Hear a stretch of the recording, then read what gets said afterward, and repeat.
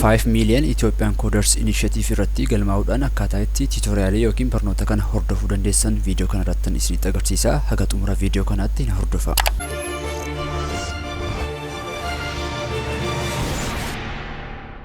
kallattiidhaan gara barnoota keenya guyyaa har'aatti darbuun duratti chaanalii keenya kanaaf haaraadha taanaan subscribe gochuudhaan maatii keenya nu ta'a.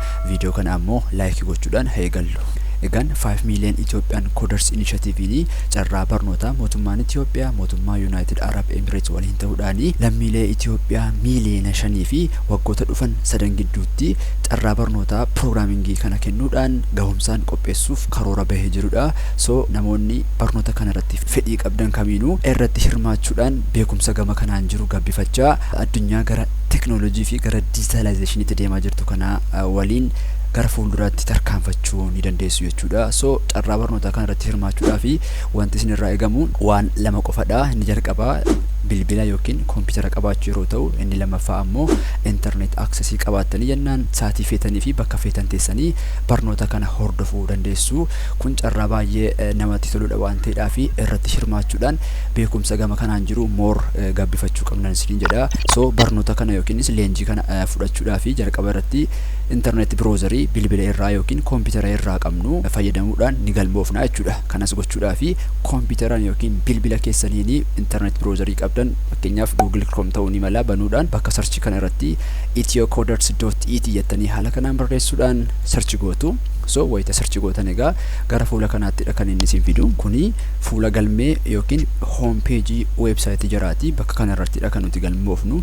Wayita gara fuula kanaatti isin fidu bakka kana irratti waa'ee programmii kana yookiinis waa'ee course jarri nuuf kennu adeeman kana bakka kana irratti overview isaanii argattu. Itti aansuudhaan wayita gara kanaatti dhuftanii courseewwan yookiin gosa barnoota programmii kana irratti kennaman as biraa ni argattu. Inni jalqaba irratti kennamu Android Developer Fundamentals yeroo ta'u, kana irratti akkaataa itti application Android yookiin bilbila akkaataa itti develop gochuu dandeenyu programming language Kotlin fayyadamuudhaan nu barsiisu.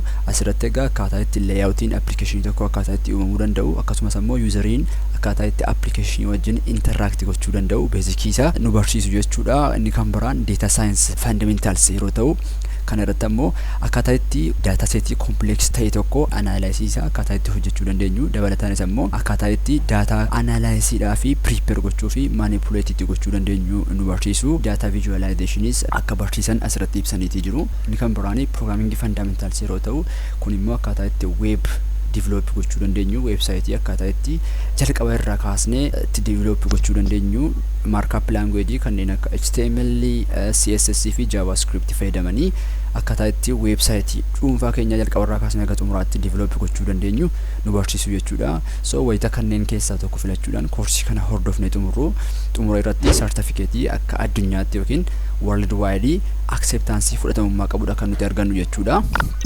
Egaan koorsiiwwan kanneen keessaa tokko irratti galmaa'uudhaaf jalqaba irratti bakka kana irraa get started kan jedhu argattu. Bilbila irras get started kan jedhu jira. So isa irratti kilikii ni gootu. Wayita gara fuula kanaatti isin fidu. Egaan bakka kana irraa koorsii irratti galmaa'uu feetan tokko ni filattu. Android Developer Fundamentals, Data Science Fundamentals fi Programming Fundamentals kan jedhutu jira. Jarreen kana sadan keessaa kan irratti barnoota keessan hordofuu barbaadan ni filattu. Anama fakkeenyaa fi Android Developer Fundamentals kan irratti galmaa'uu barbaadu taanaan isa kan irratti enroll jedha. Bilbila irrattis warri galmooftanii haala kanaan daddabarsuudhaan kan feetan tokko irratti galmaa'uu dandeessu. So ergii tokko filattanii booda kan filattan sana irratti enroll jettuuni. Itti aansuudhaan wayita gara fuula kanaatti isin fidu bakka kana irraa login to continue jettu. Koorsiin kun kan inni irraa nuuf dhiyaataa jiru educational platformii guddicha kan ta'e Udacity irraatu. So jalqabaa emailii keenya fayyadamuudhaan platformii kana irratti ni galmoofna jechuudha.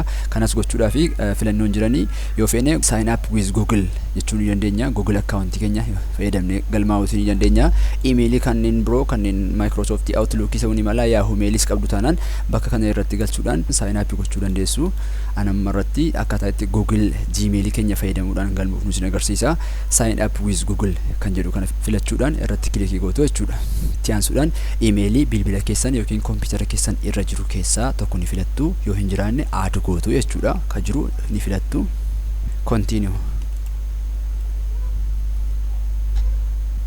itti aansuudhaan wayita gara fuula kanaatti isin fidu gara gajjallaa kana irraa start my application kan jedhu argattu. So isa irratti si'a tokko kilikii gootu. Egaan bakka kana irratti odeeffannoo waa'ee keessaniidha kan isin sirriitti xiyyeeffannoodhaan guutuu qabdanii. Bakka kana irratti wayita dhuftan egaa jalqaba irratti please indicate your country of nationality, biyya keessan filadhaan jechaasi jira. So biyya keenya bakka kana irratti ni filanna haala kanaanii. Indicate your region in Ethiopia, Ethiopia keessa regionii keessatti argamtan bakka kana irraa filadhaan jechaati jira. Regionii irratti argamnu ni filanna. Inni kan biraa please confirm your age, umrii keessan bakka kana irraa confirm godhaanuun jechaati jira. Umriin keenya range kamiif kamiin gidduutti akka argamu as keessaa ni filanna jechuudha. Itti aansuudhaan bakka kana irratti lakkoofsa bilbilaa keenya ni galchina jechuudha. Haala international formaatiitiin lakkoofsa bilbilaa keenya ni galchina jechuudha. What's your gender, bakka kana irratti genderii yookiin saala keenya ni filanna. Itti aansuudhaan what is the highest level of education you have completed, haga ammaatti sadarkaa barnootaa irra jirtu maalidha jedha. As keessaa sadarkaa barnootaa haga ammaatti xumurreetii jirru high school kan xumurre taanaan kana filannaa. Bachelor's degree jalqabaa kan xumurre taanaan kana filannaa. Degree lammaffaa kan xumurre taanaan kana filannaa. PhD irra kan jiru taanaan kana filannaa. Kan biraa taanaan immoo azar jennee azarii kana filannaa jechuudha. Akkaataa levelii irra jirtaniitiin as keessaa ni filattu. Itti aansuudhaan what's your field of study, field of study keessan yookiin gosti barnootaa isin hordofaa turtanii maalidha kan jedhu as keessaa ni filattu. What is the name of your education institution, bakka yookiin maqaa mana barnoota keenya irratti hordofaa turre bakka kana irratti ni galchina jechuudha. Itti aansuudhaan what is your current employment status, amma irratti sadarkaan qacarrii keessanii maal fakkaataa kan jedhu as keessanii filattu. Full time employee taanaan nama sa'a guutuu qacaramee hojjechaa jiru taanaan kana filattu. Part time kan hojjechaa jiru taanaan kana filattu. Freelancerii taanaan kana filattu. Entrepreneurii taanaan kana filattu. Studentii taanaan kana filattu. So akkaataa statusii qacarrii keessaniitiin as keessaa tokko ni filattu jechuudha. If employed what is the name of your employer, nama qacaramee jiru taanaanii qaamni isin qacaree jiru maqaa isaa bakka kana irratti ni galchitu jechuudha. Nama qacaramee jiru taanaanii. How many years of professional experience do you have, addunyaa hojii keessa jirtan keessatti muuxannoo hojii kan waggaa meeqaati kan isin qabdanii bakka kana irraa kan isinitti tole filattu. By the way odeeffannoo nuti haga ammaatti galchaa jirru kuni dirqama odeeffannoo validii ta'e ta'uu inni irra hin jiraatu. Na fakkaata jettanii waan yaaddan itti guutaa adeemuu ni dandeessu jechuudha. What is your primary reason for enrolling in this program, programii kana irratti yookiin koorsii kana irratti galmaa'uudhaaf sababiin keessan maalidha kan jedhu bakka kana irraa ni filattu. Sababa maaliitiif galmaa'aa jirtu kan jedhu keessan ni filattu. Itti aansuudhaan how did you hear about this program, waa'ee programii kana karaa kamiin dhageessanii odeeffannoo waa'ee programii kana karaa kamiin argattanii galmee kanaaf dhuftan kan jedhu bakka kana irraa ni filattu jechuudha. Xumura irratti I confirm that the information I have provided above is accurate and I agree to the terms and the conditions at university kan jedhu kana tick goone filachuudhaan finish and submit jennaani. Congratulations, you have been enrolled in this program. Gammaddanii programii kana irratti galmooftaniiti jirtu nuun jedheeti jira. So itti aansuudhaan start learning jennaani. Amma koorsiin irratti galmaa'ee jiru irratti egaa start learning jedhee barnoota isaa haala kanaan jalqabaatiin jira. So hundi keessaniyyuu barnoota kana irratti haala kanaan galmooftanii hordofuuti ni dandeessu. Programii kana irratti wayita galmooftan maybe emailii keessan irratti linkii erguudhaan emailii keessan verify godhaa isin jechuuti danda'u. Wayita sanatti gara emailii keessanii adeemtanii linkii jarri emailii keessan irratti isiniif ergan sana kilikii gootanii akkaawuntii keessan verify gochuuti ni dandeessu. Akkasumas ammoo dabalataan emailii kan Google dhiisanii kan biraa fayyadamaa jirtus taanaanii maqaa keessan guutuu isin gaafachuu danda'a. Wayita sanatti maqaa keessan itti galchuudhaan seeraan galmaa'an isiniin jedha.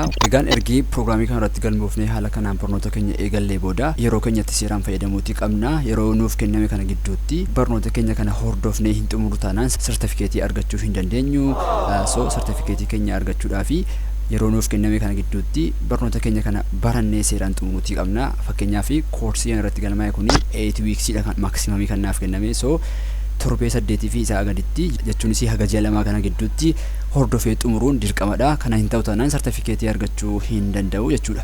Gabaabadhumatti viidiyoon kuni kana fakkaata. Wanti isiniif hin galle yoo jiraate komentii irratti nuuf barreessaa. Viidiyoo kana ammoo haga xumuraatti waan hordoftaniif guddaa galatoomaa isiniin jecha. Chaanalii kana ammoo subscribe hin goone taanaan subscribe gochuun maatii keenya nuuf ta'a.